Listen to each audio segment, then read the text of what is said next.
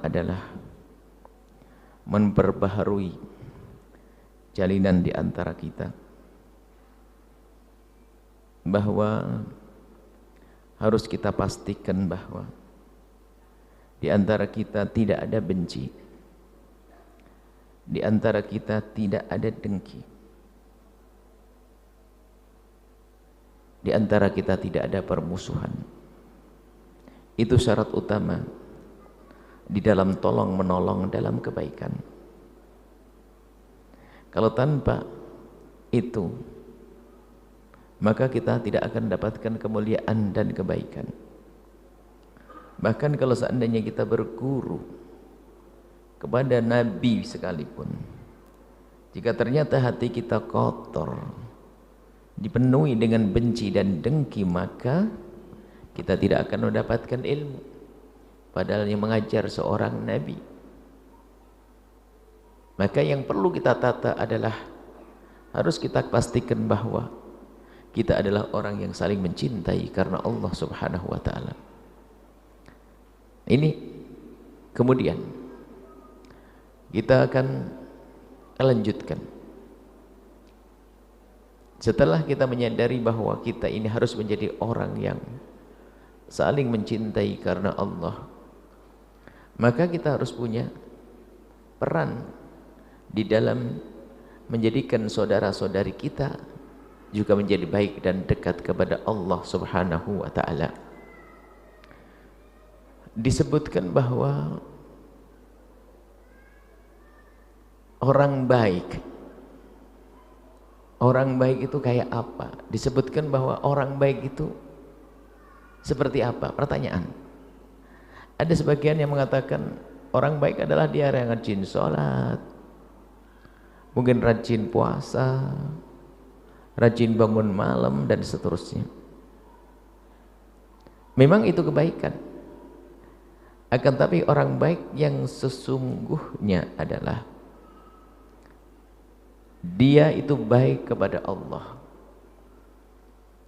Artinya di dalam hidupnya terus ada upaya agar ia semakin dekat kepada Allah. Mulai dari memperbaiki urusan-urusan pribadinya dengan Allah, seperti dalam urusan sholat, puasa. Itu urusan pribadi dengan Allah. Ternyata orang yang baik, orang yang seperti itu belum tentu menjadi baik yang sesungguhnya. Orang hanya baik kepada Allah, akan tapi ternyata tidak baik dengan sesama manusia, maka dia gagal. Dan disinilah setan menggoda, menganggap setan menjadikan seseorang itu seolah dia baik, ternyata dia tidak baik. Setan tertawa. Siapakah dia? Orang yang tampak baik dengan Allah, ahli sholat, ahli ibadah, tapi ternyata urusannya dengan manusia jelek. Dan kalau sudah jelek itu ya jelek, nggak pandang siapakah dia, karena memang dasarnya dia itu orang nggak baik. Kalaupun baik kepada manusia tidak tulus, sehingga muncullah orang yang ahli sujud, ahli ibadah, tapi dia zalim kepada istrinya, zalim kepada suaminya, zalim kepada tetangganya. Ada model semacam itu. Bahkan ada seorang perempuan diajukan, seorang perempuan diceritakan di hadapan baginda Nabi, seorang perempuan yang tudkaru bi kathratis sholati wasyami, yang disebut sebagai wanita yang banyak sholat dan banyak puasa. Artinya dia punya amalan mengagumkan, banyak puasa, banyak sholat, hebat. Akan tapi dalam kisah itu ada lanjutannya, tidak sampai di situ. Hanya saja ya Rasulullah, dia perempuan itu adalah orang yang suka nyakiti tetangganya dengan lesannya. Kalau ngomong tidak pakai kontrol, sehingga celekat-celekit kalau ngomong, suka menyakiti orang lain. Spontan Nabi menjawab, la khaira fiha, enggak ada baiknya orang seperti itu, innaha min ahlin nari, dan dia termasuk golongan ahli neraka. Maka dari itu jangan sampai kita hanya sibuk ngurusi urusan kita dengan Allah, tapi kita lupa urusan dengan sesama manusia. Dan urusan dengan sama manusia ini kalau kita sukses ngurusi urusan dengan manusia, semakin enak hidup kita. Kita jangan mencaci, mencaci bikin tidak enak hidup ini. Kalau kita mencaci seseorang, dia akan mencaci juga. Jadi hidup, makanya penekanan dalam pelajaran kita di tahun ini, di zaman ini, penekanan dari sisi urusan kita dengan sesama manusia. Sebab kita itu sering diajari untuk berantem kita ini. Orang sampai cari nyebut tahun politik misalnya, karena pemilihan presiden kita berantem, pemilihan gubernur juga ribut, kemudian bupati juga demikian, pemilihan lurah, masya Allah nggak tegur sapa dengan tetangga. Ternyata nggak sampai di situ, memang dasar hatinya sudah rusak. Pemilihan ketua masjid pun ternyata juga berantem.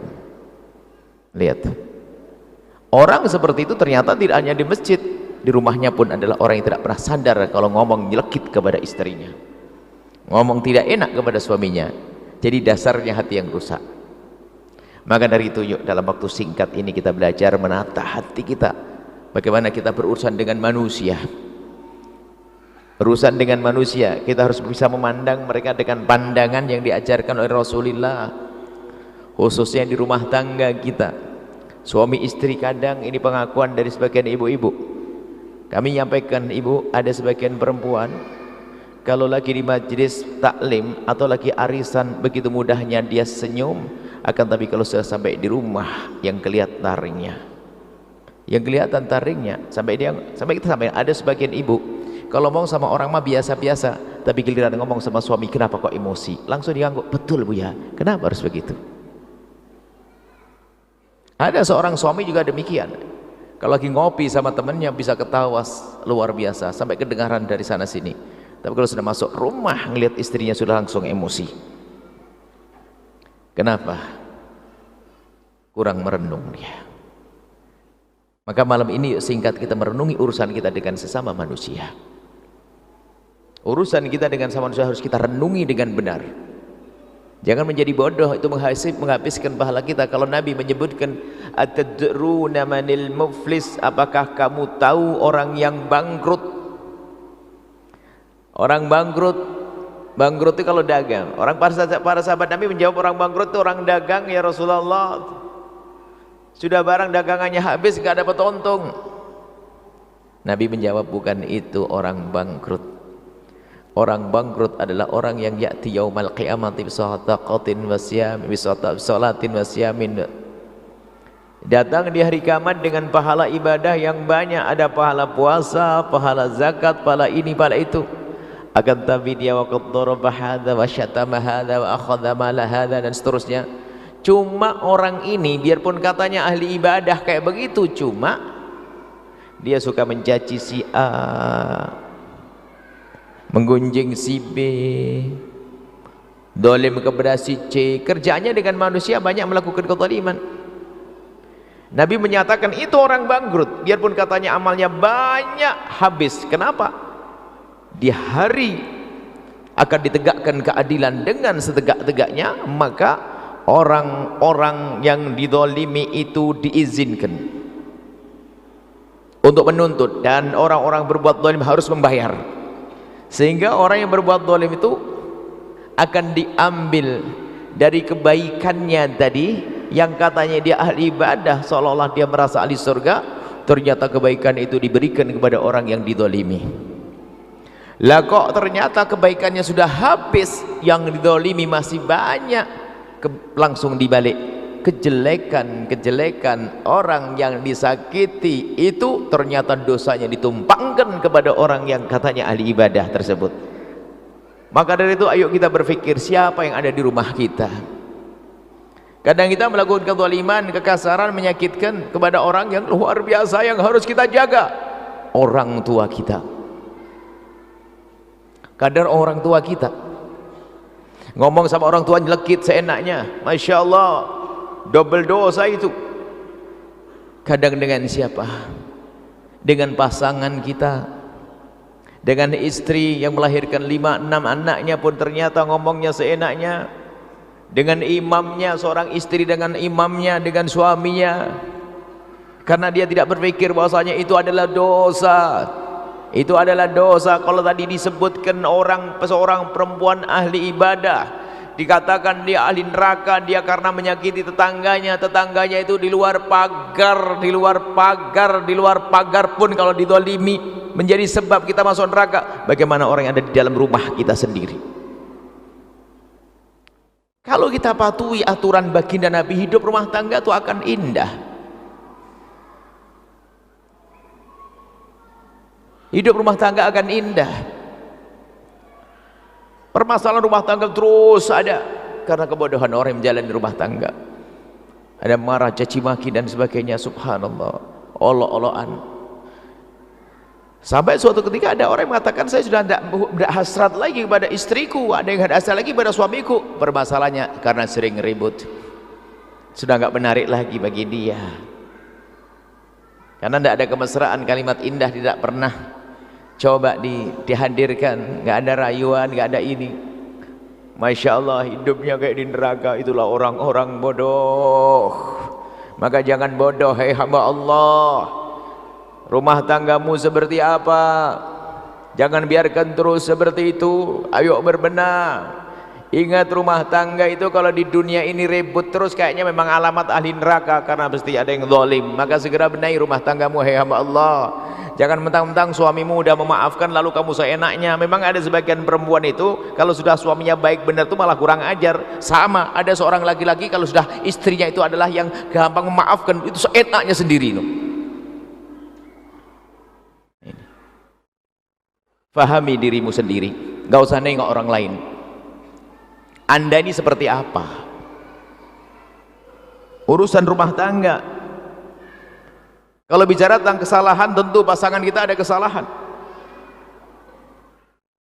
Maka di malam ini ya, ada urusan rumah tangga ini harus kita mulai dari sebelum menikah. Mungkin pertemuan yang akan datang kami akan mengangkat satu tema, mengantisipasi percekcokan dalam rumah tangga dengan cara memilih pasangan yang benar.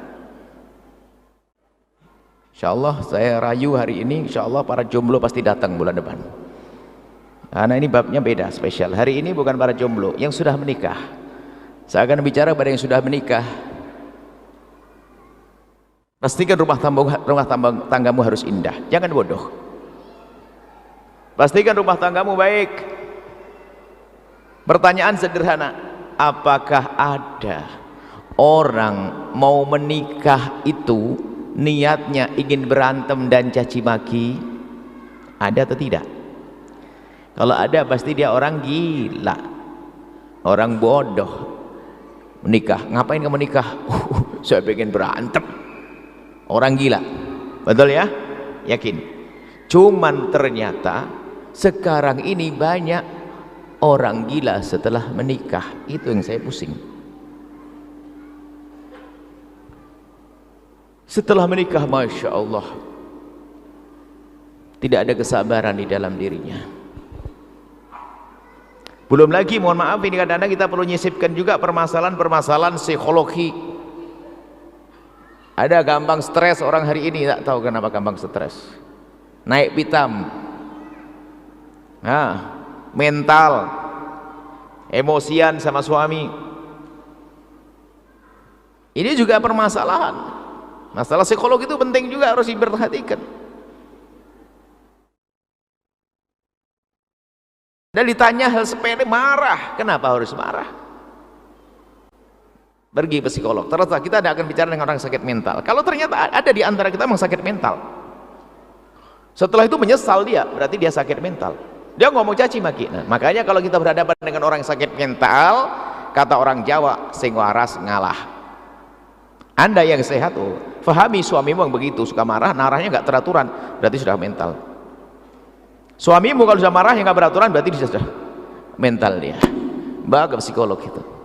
Artinya harus dibenahi sisi mentalnya. Cuman yang merepotkan ternyata jawaban psikolognya apa? Iya ibu, suami anda memang sakit mental, tapi gara-gara engkau. Ini yang repot. Anda merepotkan ya. Sebab ada orang begitu, betul dia kena mental karena pasangannya memang nggak pernah bisa. Nah ini kan repot. Ayo sekarang berbenah. Rumah tangga harus indah, kita mulai. Siapapun Anda, jangan menyerah. Neraka loh di belakang sana. Dan indah itu mudah. Kita harus bisa saling memaafkan, belajar, jangan gengsi. Pastikan hari ini Anda tawadhu, Anda berani memulai meminta maaf. Anda harus buka diri Anda. Permasalahan banyak, luar rumah tangga luar biasa, luar biasa. Di dalam rumah tangga yang namanya problem itu pasti ada selagi Anda masih hidup di dunia. Rumah tangga Nabi juga ada, cuman Nabi itu dalam rumah tangganya ada permasalahan untuk jadi contoh bagi kita bagaimana cara menyelesaikannya. Dengan Siti Aisyah punya permasalahan.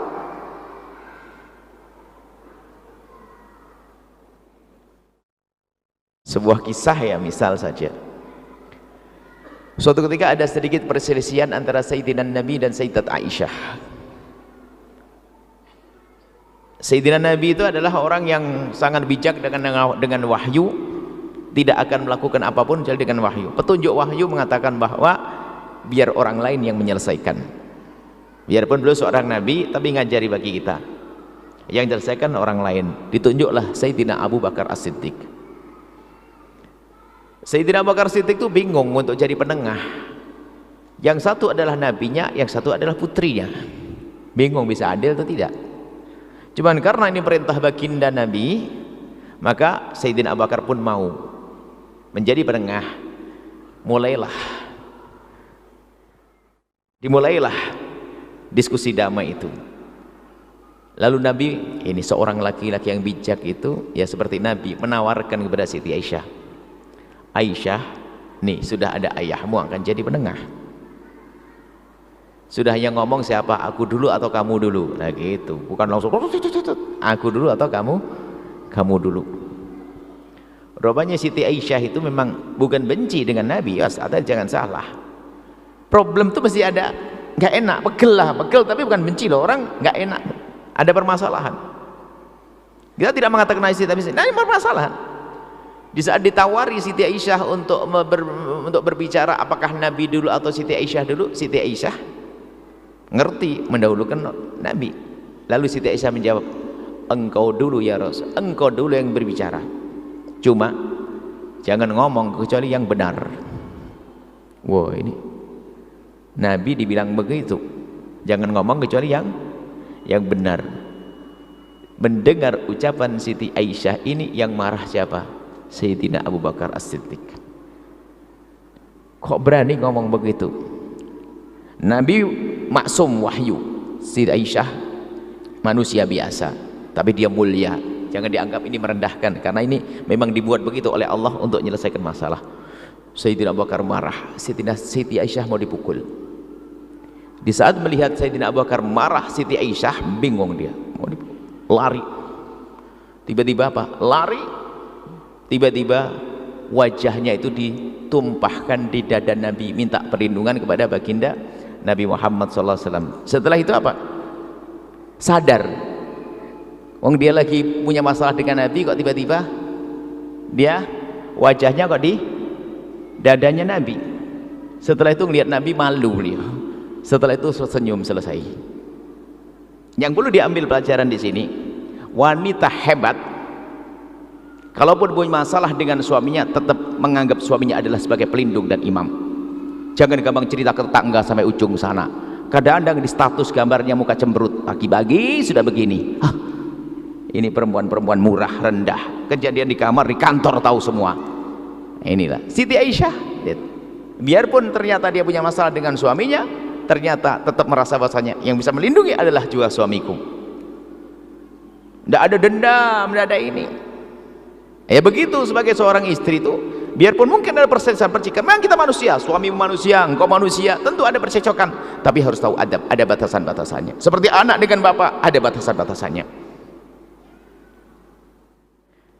Nah, problem ini selalu ada dalam rumah tangga, dan harus Anda sadari, karena Anda menikah dengan manusia 100%, dia bukan malaikat.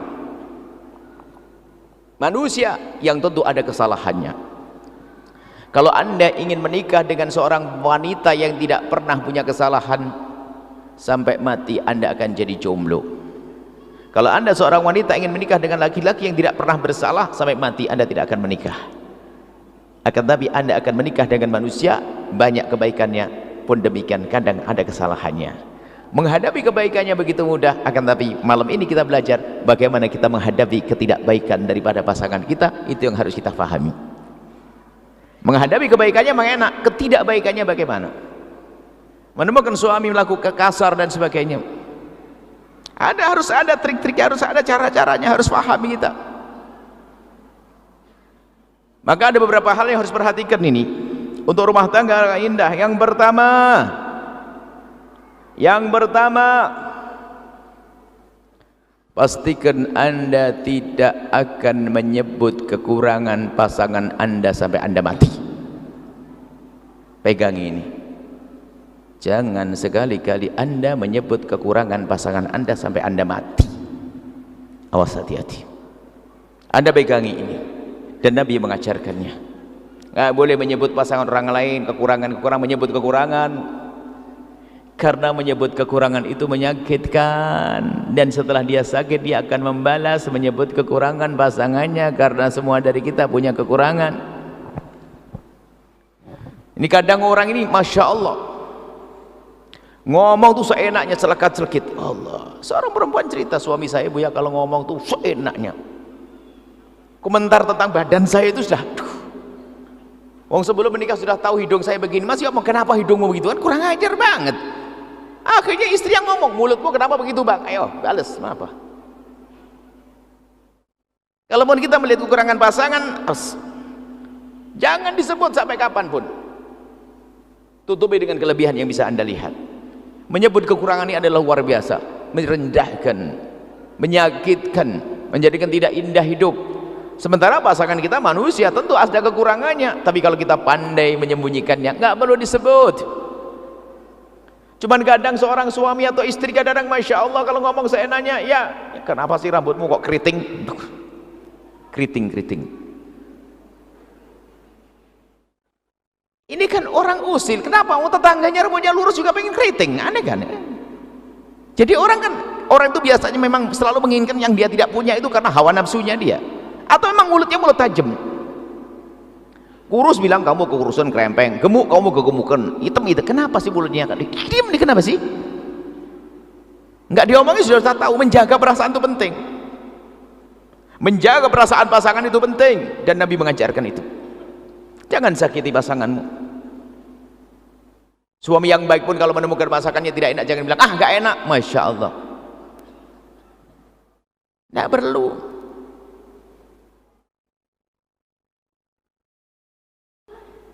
Dan jangan menjadikan gojlokan itu sebuah kebiasaan. Hati-hati.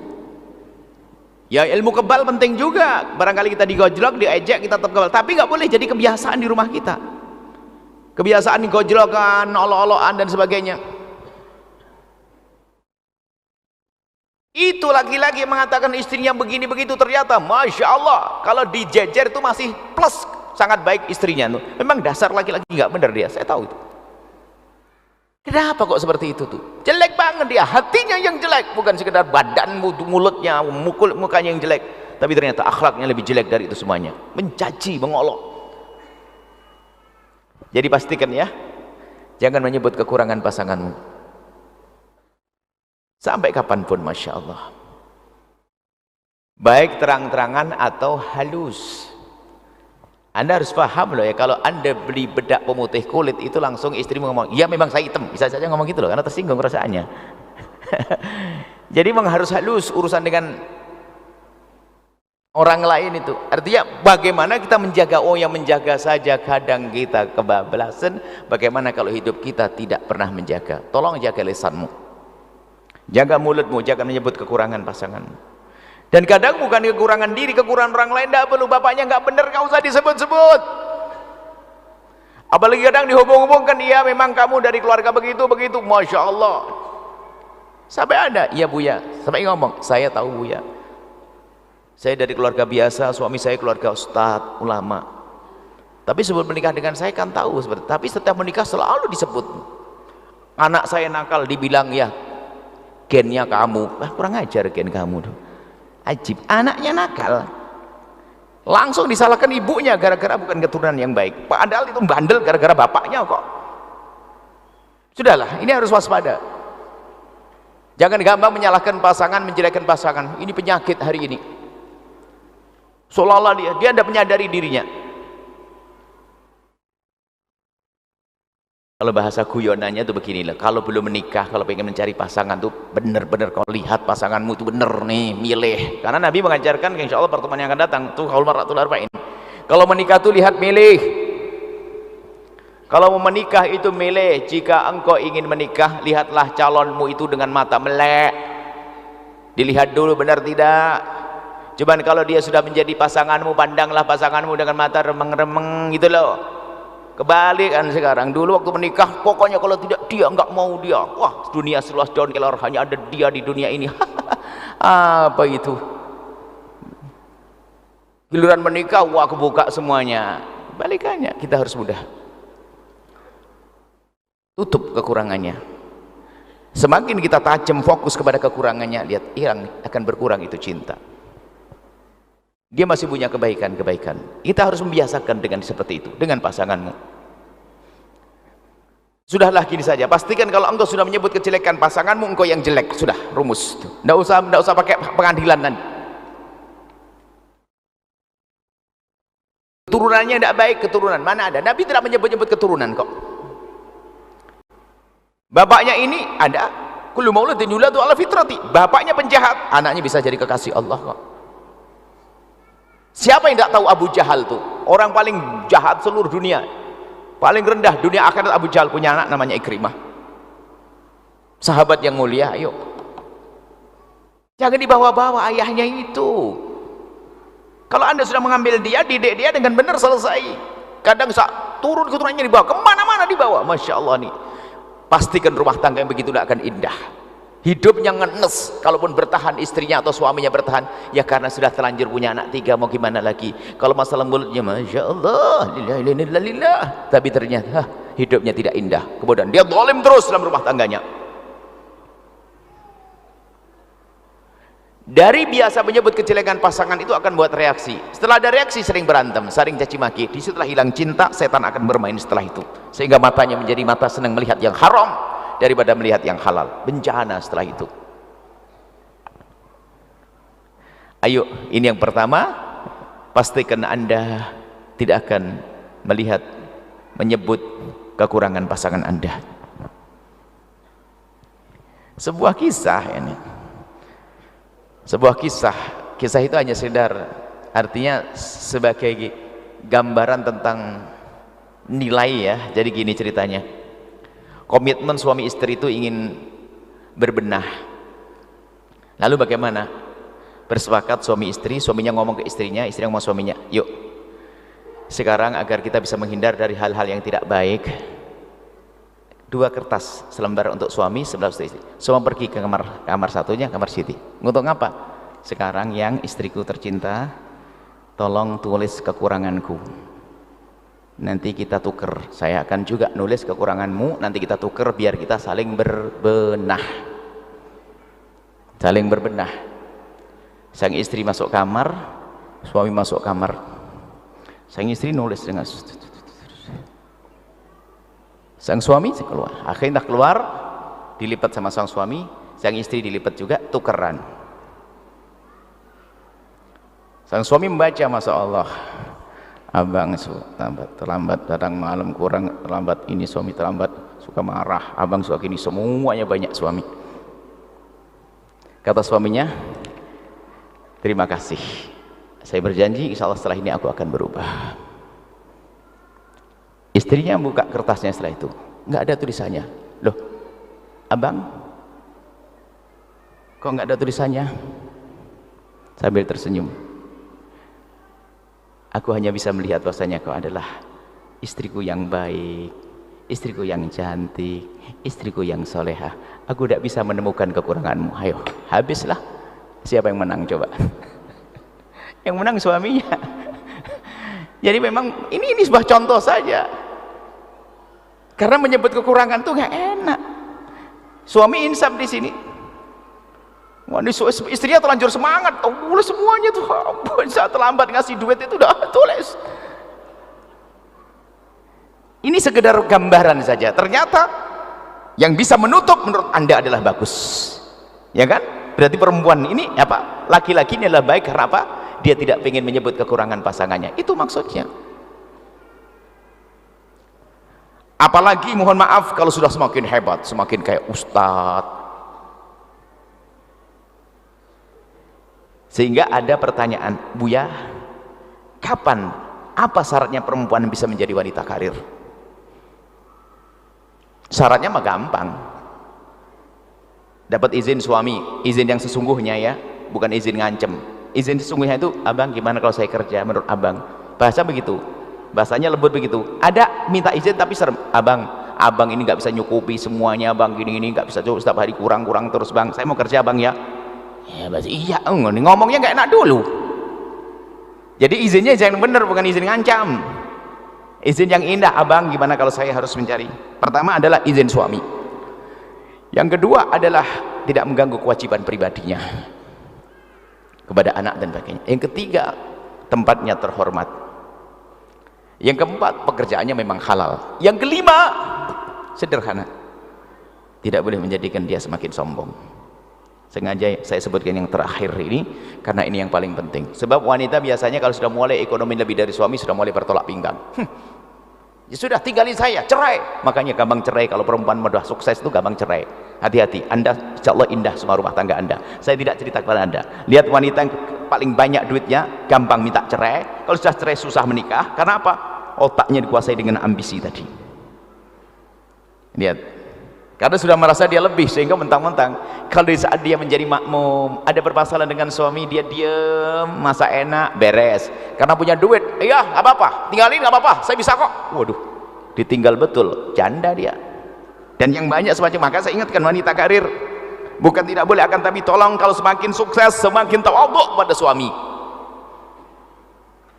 Di sisi lain kalau suami ternyata lemah, tahu diri. Kadang suami itu adalah tahu cari rezeki susah, sehingga yang mengcover adalah istrinya. Enggak ada kata maaf, enggak ada kata terima kasih. Cuman kadang-kadang masya Allah, bisanya yang ngabisin duit, ngambur-amburin. Ini ada model-model laki-laki begitu tuh. Enggak tahu itu laki-laki atau sapi begitu tuh. Ada, saya enggak minta maaf, penting tuh kalau memang dia suka gagal. Tapi yang tidak boleh, malah suatu ketika seorang suami istri berkata, Buya, suami saya itu hebat. Hebat gimana? Saya bangga. Tidak mau kerja, tidak ini. Setiap saya mau gajian sudah ditunggu. Mana duitnya? Waduh. Ini kurang ajar. Dalam hati saya, kamu menemukan suamimu di tong sampah bagian mana itu? Kok ada laki-laki begitu itu? Memang orang-orang begitu harus direndahkan kok. Minta maaf aja kok susah. Mungkin sekali memang model bangkrutan itu ada, tapi kata maaf kan gampang, menghargai suami istri kan gampang. Kadang-kadang waduh nggak karu-karuan tuh, suaminya istrinya sampai ngerawat anak semuanya, mengcover ekonomi semuanya, suaminya untuk menutupi semuanya apa? Jadi pengawal ustadz, wah kacau lagi nih, atau pengiring ustadz, ngaji sama ustadz. Hati-hati, cari nafkah, ngaji tapi nggak cari nafkah ini. Tapi istri yang hebat adalah, ini semua jadi problem kalau melihat suaminya ternyata kok ekonominya kurang. Jangan jadi sombong. Pernah loh ya, ada hal-hal ini jadi menjadi memicu permasalahan loh ya. Ada pada zaman Nabi seorang perempuan ngadu ke Rasulullah, ya Rasulullah, suami saya itu modelnya bangkrutan, nggak bisa kerja. Kisah wanita karir itu maksudnya, nggak bisa kerja, nggak bisa ini. Kata Nabi, terus kamu makannya selama ini gimana? Urusan makan alhamdulillah masih ada warisan dari orang tua, jadi ada kebun kurma dan sebagainya. Cuman masa hidup terus begini ya Rasulullah, maksudnya begini, kok masa nombokin terus saya sebagai istri, kan gitu dia. Kata Nabi, keadilan Islam berkata, kalau memang suamimu memang sudah tidak bisa memberi nafkah, apapun alasannya, selagi tidak bisa memberi nafkah, maka di dalam Islam kurang lebihnya makna begitu, kamu boleh minta cerai. Jadi kalau suami tidak bisa memberi nafkah, kamu boleh minta cerai. Cuman perempuan ini kan bukan perempuan matre, dia mikir, oh kok pilihannya nggak enak banget, masukku minta dinasehati itu bagaimana, kok pilihannya cerai. Ya Rasulullah, apakah ada pilihan lain? Ada. Kau sabar, kau teruskan apa yang kamu lakukan, kau cukupi keluargamu, maka di saat itu engkau mendapatkan pahala berlipat-lipat. Mendengar kabar gembira tentang pahala, kata wanita apa? Ya Rasulullah, biar aku saya mencukupi suamiku dan anak-anakku, yang penting aku mendapatkan pahala berlipat-lipat. Nah itu perempuan cerdas, nggak usah marah-marah. Kalau ternyata suamimu adalah, kalau ternyata sampai dalam dikisahkan, sampai beberapa wanita di generasi selanjutnya setelah baca hadis ini, perempuan-perempuan itu pada ngomong begini, ya Allah, semoga suamiku melarat biar saya saja yang kaya ya Allah, tapi saya akan sabar, nggak akan marah-marah. Maksudnya apa? Nggak penting dari mana rezeki, dari istri tetap indah, jangan gara-gara dari istri mulai berubah. Dan memang kadang-kadang keunikan, ada seorang wanita sukses, dia ngomong, saya enak Buya dengan suami saya, enak, saya nggak kuat dengan suami saya. Kenapa? Dia sukses, dia adalah seorang profesional handal, sukses, dia sukses, semuanya sukses, dia perempuan. Kenapa? Suamimu tidak sholat? Sholat Buya. Terus dia nggak pernah kerja, nggak pernah kerja, suka ngambil duit dari kamu? Enggak. Terus ya nggak enak aja Buya, saya kerja, saya ini, dia nganggur, dia ini dan sebagainya. Nggak ngambil, nggak ngerong-ngerong duitmu? Enggak. Ceritanya adalah sudah punya anak, kemudian sama-sama janda, duda, menikah gitu loh, ternyata suaminya begitu. Akhirnya kami ingatkan, dia tidak mengganggumu, kenapa kamu pusing?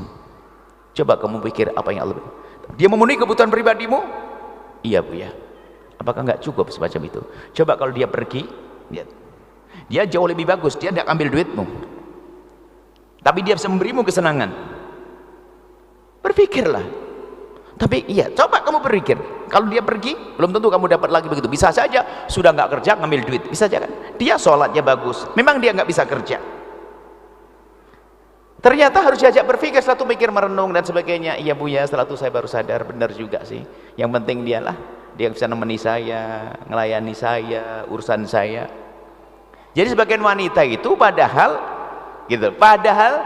rizki sudah dicukupi oleh Allah melalui pekerjaannya dia, cuman karena emosi yang lihat suaminya lemah itu langsung suami pengangguran, ongkang-ongkang, saya ngelihat begini tidak seneng, udah. Nggak perlu seperti itu. Jadi pandang pasanganmu adalah dengan keindahan. Cuman ya itulah kami sampaikan, kalau suami Anda itu punya kekurangan, minta maaf, tahu diri, ya ibaratnya lah, kalau suami istri kerjanya terhormat tentu. Kalau suami belum bisa, ya nggak ada salahnya kalau ganti nyapu, bersihin rumah. Jangan sampai istri pulang rumah kotor, nggak usah ini yang cukup bisi. Nggak, wajar, biasa. Nyapu di rumah nggak ada masalah ya para suami.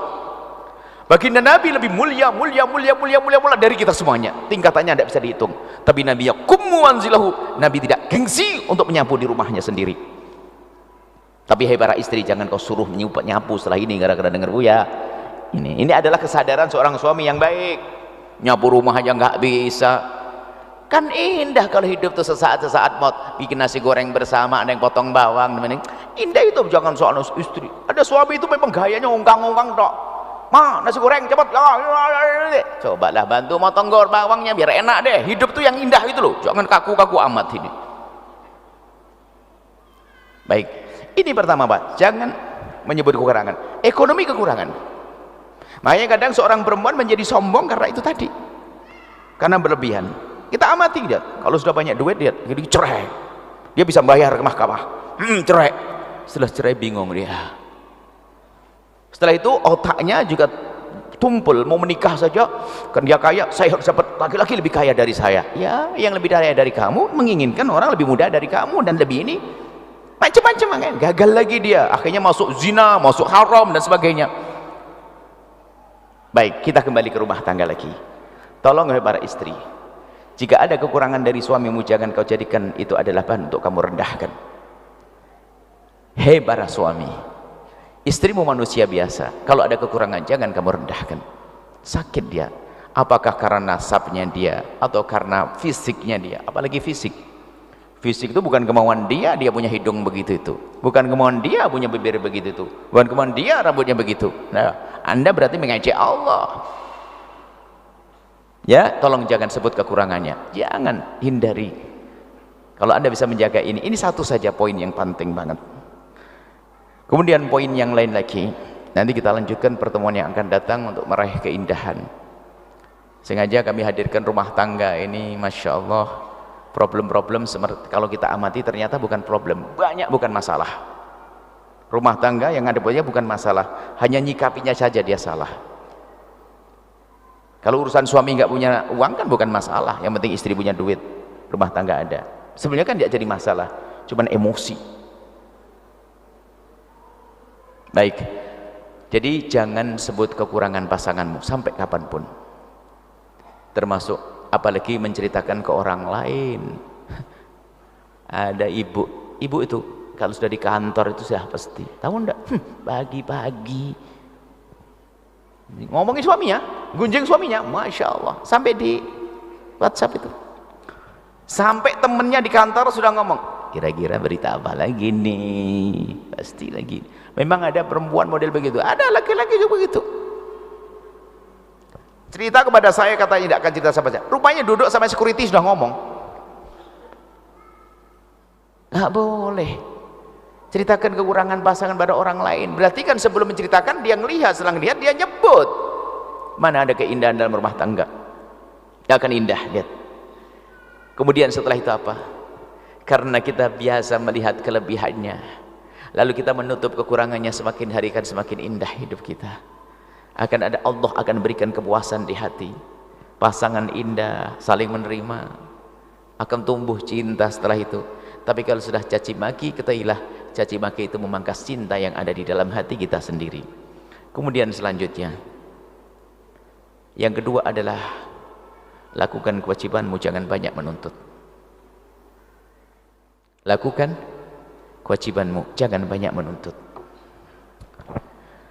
Kebiasaan menuntut adalah jelek.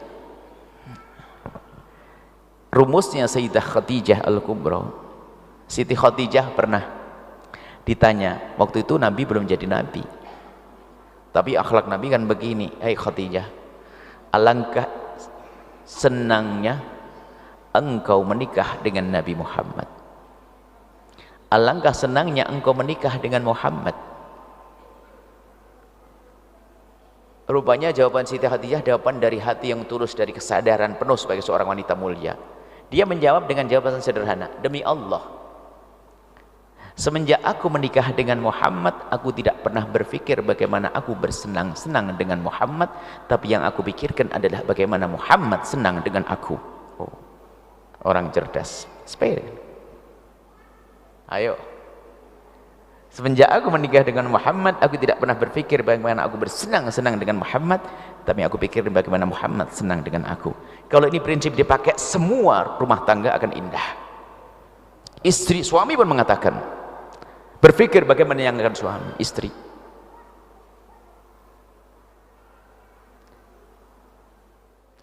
Seni bercinta itu penting, Pak. Seni bercinta itu penting. Apa yang menjadikan istri senang? Harus ada, setiap hari ada irama-irama yang berbeda. Gayanya sering nonton film-film mesra dan sebagainya, nggak bisa mesra ya. Paling guru kemesraan sungguh ada baginda Nabi.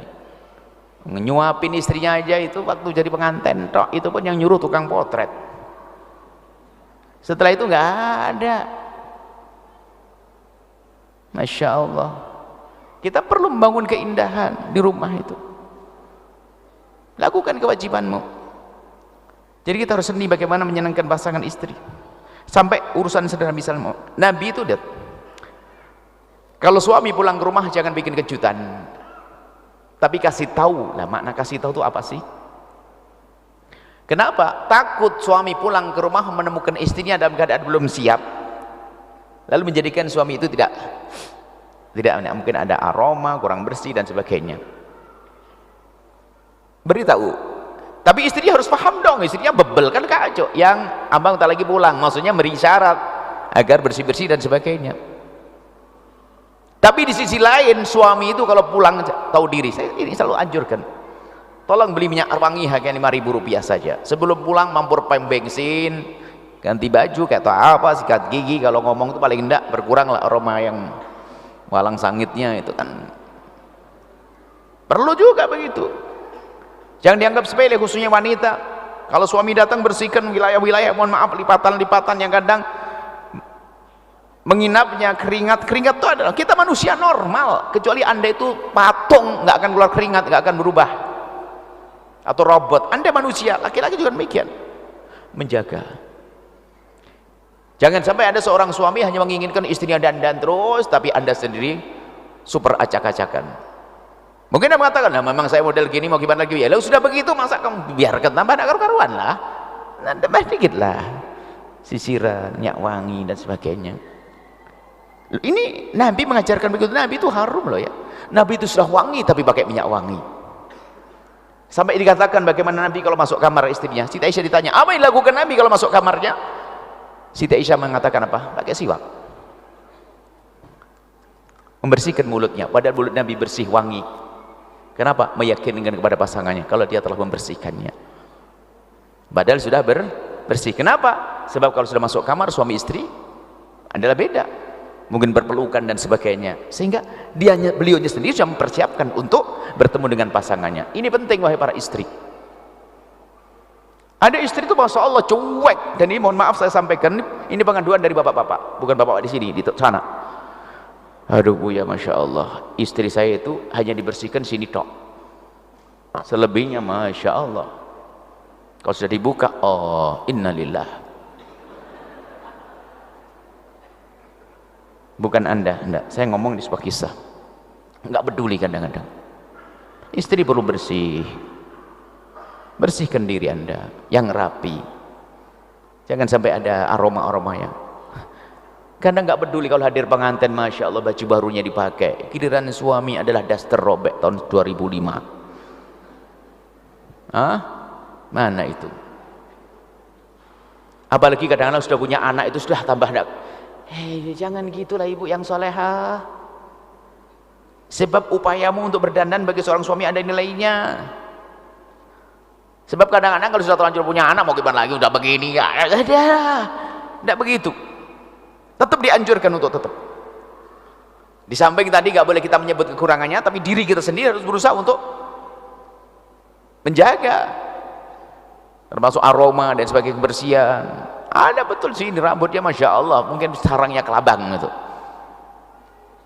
Laki-laki juga demikian. Nah, ini maksudnya apa? Bagaimana pasanganmu senang? Jangan hanya kamu senang saja. Termasuk dalam urusan yang sangat pribadi, mohon maafin majelis mulia, urusan sangat pribadi, hubungan suami istri. Kadang orang egois, karena suaminya memang tidak pernah bersih, sehingga sang istri melayani suami hanya tahu kewajiban saja, bukan ingin bermesraan. Ini pengaduan juga bagi banyak wanita, sehingga seorang wanita itu melayani suaminya hanya karena kewajiban, takut dosa dikutuk malaikat. Hanya begitu saja sudah, karena suaminya nggak pernah tahu diri, mencoba sedikit bersih atau apa, pakai mukaddimah, rayuan dan sebagainya. Hanya kalau ketemu suami istri langsung saja tutup poin, nyeksa istri. Nabi marah, Nabi tidak senang dengan laki-laki yang mendatangi istrinya seperti binatang mendatangi betinanya, tidak pakai mukaddimah.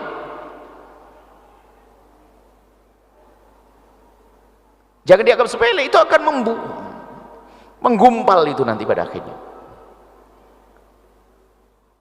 Ini suami ada keindahan, perempuan apalagi seorang wanita, keindahannya di sekujur tubuhnya, dari telinganya yang dengar kalimat yang bagus, hidungnya menyium aroma yang bagus.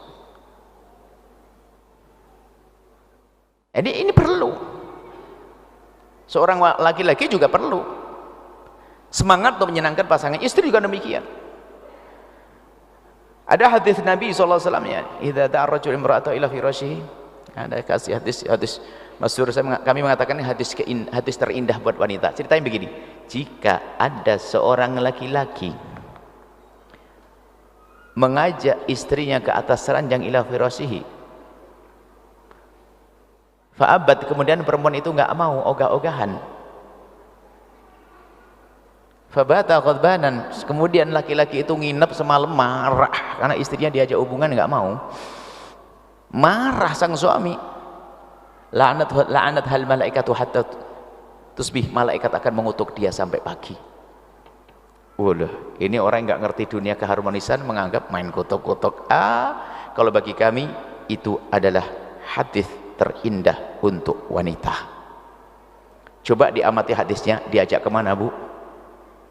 Kemana? Ke atas ranjang, bukan naik pohon kelapa, bukan naik puncak gunung, bukan, diajak ke atas ranjang. Bukankah ranjang adalah tempat terindah dalam kisah romantisme, dalam kisah romansa, kisah cinta? Terindah adalah ranjang. Jika ada seorang perempuan diajak suaminya ke atas ranjang, ke ogah-ogahan, nah ini kan hadis paling indah. Lah kok nggak mau, maka akan dikutuk oleh malaikat sampai semalam, naudzubillah. Nah akhirnya cuman kita merenung, kenapa kok bunyi hadis itu begini, ke tempat yang indah kok. Rupanya setelah selidik, punya selidik Bu, dan ini bukan anda tidak usah tersinggung, saya ngomongin orang lain yang di sana. Ternyata Pak, memang banyak perempuan itu kalau diajak suaminya tuh ogah-ogahan. Kalau sudah diajak hubungan tuh alasannya macam-macam, yang nidurin anak, ngangetin nasi, nyuci piring, macam-macam. Itu ada perempuan-perempuan banyak macam-macam alasannya itu. Bukan langsung tutup poin pakai dandan, semprot minyak wangi, ahlan wahlan abang, masya Allah, ada udah. Ada perempuan memang model begitu, ogah-ogahan, memang gayanya begitu, karena dia tidak mendengar hadis, tidak cerdas. Sebenarnya kalau lihat bahasa cinta itu indah, isyarat suaminya nyewel begitu harus paham dia. Langsung ya bang, ntar bang, nggak usah pakai bahasa dua kali. Nah ini, wah ini suami saya, ini kayak paham langsung, ntar bang. Masuk kamar mandi langsung keluar sudah kelihatan cantik bidadari keluar dari kamu. Gitu dong.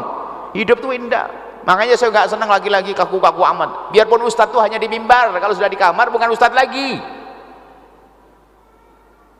Gayanya ustadz sampai kabar, assalamualaikum wahai istriku, apa kabar? Oh boy itu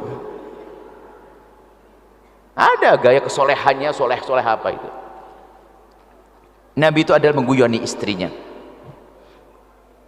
mengajak guyonan dengan istrinya, menyenangkan istrinya. Ini istri juga demikian. Coba kalau semuanya punya semangat menyenangkan pasangan kan indah. Termasuk mohon maaf, ini majelis mulia, wahai hamba Allah, ini majelis mulia, hubungan pribadi, hubungan suami istri, hubungan suami istri, jangan egois. Ini majelis mulia kami sampaikan, mungkin tidak setiap orang menyampaikan, tapi kadang ini perlu perhatikan. Kadang seorang suami yang baik, yang soleh, wahai ibu, karena di luar melihat sesuatu yang tidak boleh dilihat, cuman karena manusia hidup di tempat astagfirullahaladzim, haram itu, ngelihat aurat misalnya. Mungkin ada perempuan pakai rok pendek dan sebagainya, dia bilang Allah astagfirullahaladzim, cuman dia kuat imannya, yang kebayang hanya istrinya.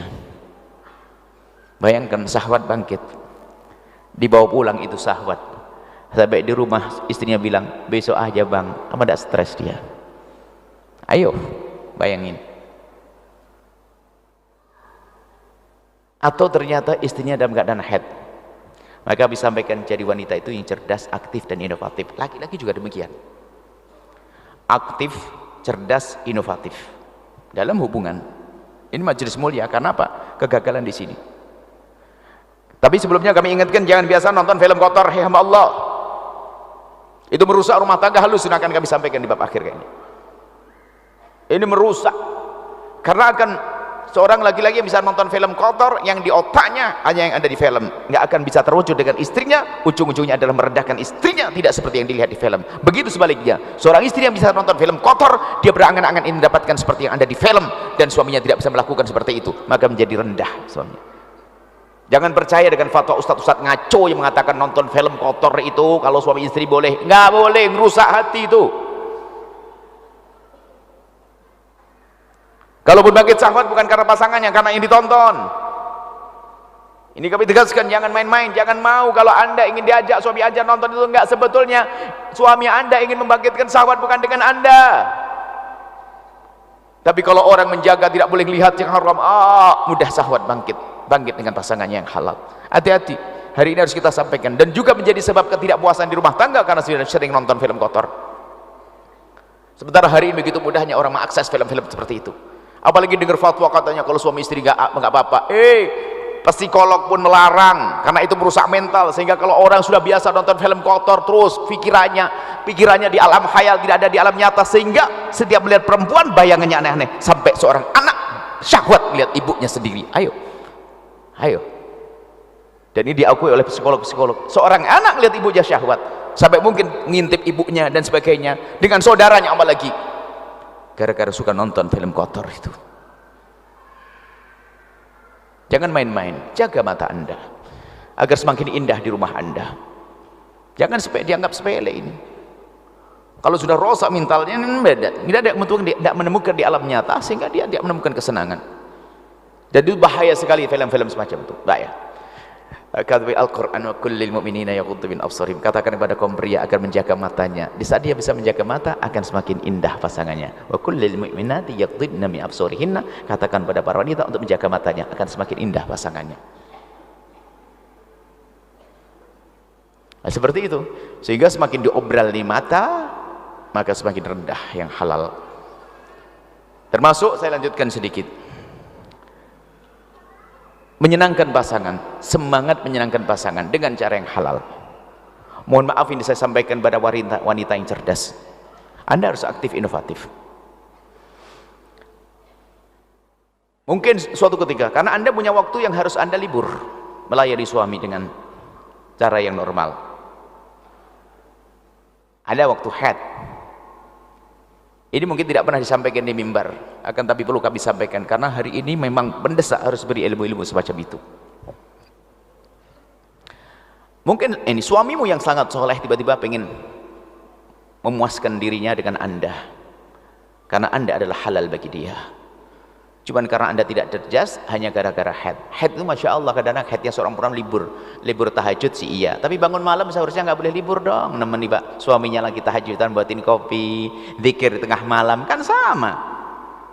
Biarpun Anda haid itu tetap bangun malam dianjurkan untuk memenuhi panggilan Allah, yang Allah manggil, mana orang minta ampun kepada aku akan ampuni, biarpun dia haid. Jangan libur dong, ini kan jarang ngaji itu. Kalau sudah haid libur, nggak ada tahajud, nggak ada, tetap bangun zikir, cuman tidak sholat, memohon kepada Allah. Termasuk urusan suamimu. Lu bagaimana urusan suami? Saya kasih tahu, wahai hamba Allah, ini majelisnya orang besar, orang dewasa. Ingat wahai istri, seorang suami kadang punya hajat syahwat karena dia orang kuat iman dan sebagainya, pengen pulang ke rumah, istrinya lagi haid, atau mohon maaf kerja pulang Jumat berangkat Ahad, kan begitu biasanya kalau tempatnya jauh. Akhirnya apa, pas pulang istrinya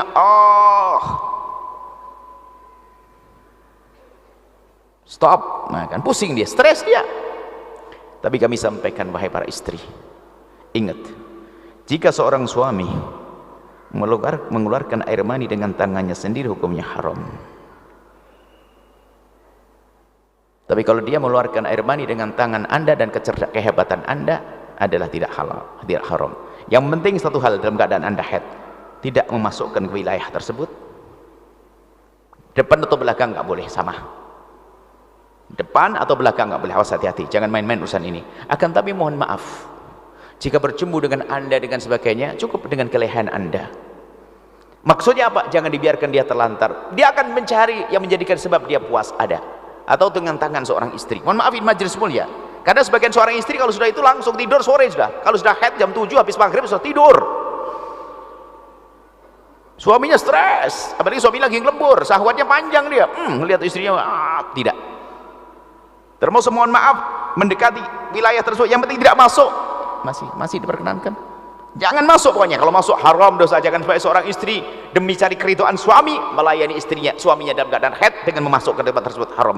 Tapi kalau dengan kesenangan yang kecerdasan Anda selain dari memasukkan ke tempat tersebut, maka itu wanita hebat. Jangan dibiarkan dia terlantar, karena dia Masya Allah kerjanya di luar, banyak godaan barangkali. Begitu juga seorang suami. Jangan jika Anda sudah puas terlalu Anda biarkan istri Anda terlantar. Anda pun bisa dengan kelehan Anda. Seorang suami istri adalah dengan cumbuan, dengan rayuan, dengan sentuhan mereka. Jangan seorang suami kalau sudah bebas selesailah langsung tidur ngorok. Harus ada. Maksudnya apa? Berpikirlah Anda menyenangkan pasangan. Ini majelis mulia.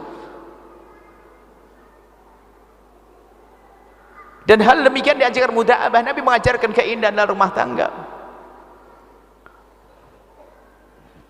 Kemudian seperti yang kami sebutkan sebelumnya adalah jaga mata Anda. Jaga mata Anda, na'udzubillah, godaan-godaan luar biasa. Kalau sudah hilang, yang namanya hati kadang-kadang tergoda. Mohon maaf, sampai ada seorang nenek-nenek umur sudah 62 tahun gara-gara reoni. Katanya cinta lama tumbuh kembali. Reoni, kakek nenek meninggalkan suaminya. Bukan urusan syahwat saja, urusan hati yang rusak. Kenapa? Jelalatan matanya. Kalau sudah tahu itu bukan suaminya, haram, saya tidak boleh. Selesai. Enggak usah. Iya sih, zaman dulu ya. Ingat waktu di SMP dulu, SMA. Seolah-olah indah. Memang dulu waktu pacaran, naudzubillah, pacaran enggak punya masalah, enggak ada nanggung nafkah. Ketemunya jarang-jarang, sehingga indah terus. Giliran suaminya kan setiap hari ketemu, kadang bau kecut juga. Mau dibanding-bandingkan begitu, kan setan yang membisikkan begitu. Nenek-nenek ninggalin rumah, ninggalin cucunya. Itu yang waktu itu sempat diselesaikan. Urusannya mata. Semakin Anda menjaga mata Anda, semakin indah pasangan Anda. Dengar, hai hamba Allah, jangan jelalatan. Halal, Anda gitu halal. Untuk menguatkan halal ini adalah yang Allah ridhoi. Nabi Muhammad ridho dengan pasanganku ini, akan lahir anak. Terus begitu. Tapi lihat kalau mata sudah bebas, nggak karu-karuan, lihat sama pasangannya nggak syahwat. Pengakuan seorang suami, iya bu ya, saya nggak bisa berhubungan dengan istri saya nggak syahwat lagi. Kenapa? Matanya sudah jelalatan ke sana kemari. Istri pun juga demikian. Kenapa kok ngomong sama suami kok menjadi emosian? Karena sering WA dengan yang lainnya. Naudzubillah, dia khianat hatinya, busuk hatinya. Dia akan rusak pada akhirnya. Ingat wanita, semuanya tahu punya hati. Jika ternyata Anda mulai godaan, Anda pangkas. Jangan dilanjutkan. Jangan menikmati bisikan syaitan. Ini adalah pengakuan wanita. Betul bu ya, saya wanita, dia tahu dosa dia. Dia mengakui, betul bu ya, kenapa saya? Tolong saya, tolong kenapa? Saya bingung, saya pengen ini. Kenapa? Kalau saya di WA suami saya biasa, tapi kalau saya mendapatkan WA dari dia, kenapa saya gemeteran? Ayo. Kalau mendapatkan WA dari dia bergetar saya bu ya, geteran saya. Dari suami saya biasa-biasa saja. Karena itu tadi nggak mungkin serta merta, tak gitu kan? Pasti kamu pernah merenungi selama WA sebelumnya. Kenapa? Coba kau renungi. Gara-gara kau pikirkan. Ya karena merenungi berandai-andai. Oh iya, waktu itu mulai. Nggak ada serta merta. Coba aja Anda sama saya ini yang muda, gimana? Nggak ada WA langsung gemeteran. Nggak ada, dari mana? Kalau sudah 3 kali ada bahasa-bahasa yang ini mulai masuk kan begitu. Nggak mungkin serta merta masuk WA begini, lihat begini langsung gemeteran begini. Oh, nggak ada. Nggak mungkin serta merta itu. Disitulah awal naudzubillah terjadinya perselingkuhan. Awal naudzubillah khianat, dosa besar di hadapan Allah. Hati-hati, jaga hatimu. Rumah tangga harus indah, harus bahagia. Ini di antara yang perlu kami hadirkan. Insya Allah banyak nasihat-nasihat rumah tangga yang perlu kami hadirkan ya. Ini sekelumit, insya Allah semoga bermanfaat. Kami rindu Anda bahagia. Ingat, problem rumah tangga banyak. Saya ceritakan dulu, saya guyon anak. Saya membuat konsultasi tiap malam hari Senin pagi. Sehari itu saya buat konsultasi, stres saya. Gara-gara tahu Buya buka konsultasi, yang datang banyak. Problem semuanya. Ada yang nangis belum buka mobil, sampai ada suatu ketika ngadu tuh roknya dibuka, menunjukkan kalau apa, dipukul suaminya. Ini Buya paha saya sampai biru dipukul. Ya tapi ya jangan dibuka depan saya. Cuman begitu enggak kuat, begitu menunjukkan problemnya berat sekali. Akhirnya gara-gara saya buka konsultasi begitu ya, tapi nggak sampai dibuka, maksudnya dia mau dibuka depan saya, mau saya larang.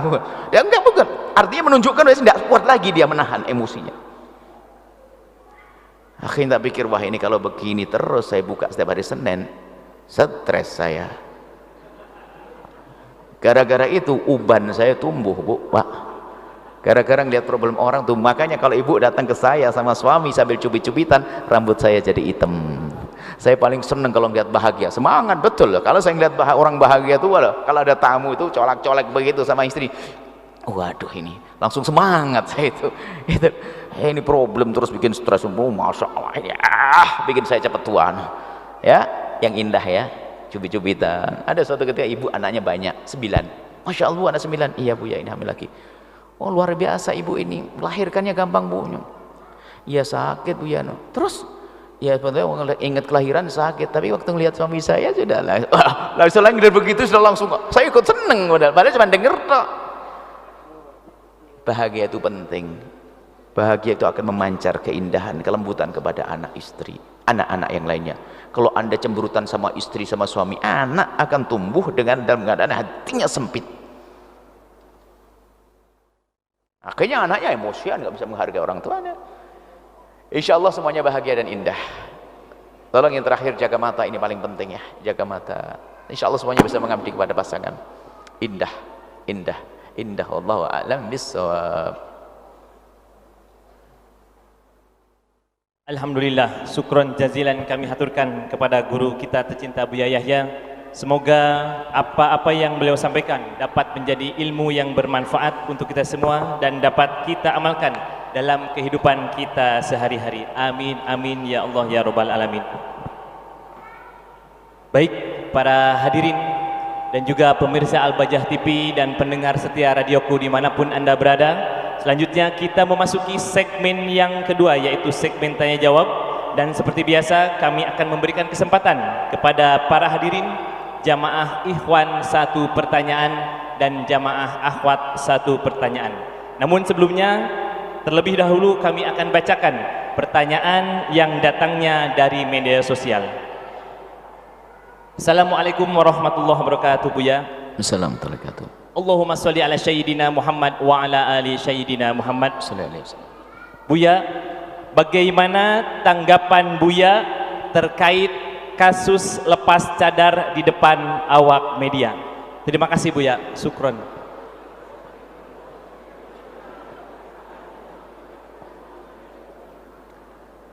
Saya tidak tahu apa ini maksudnya.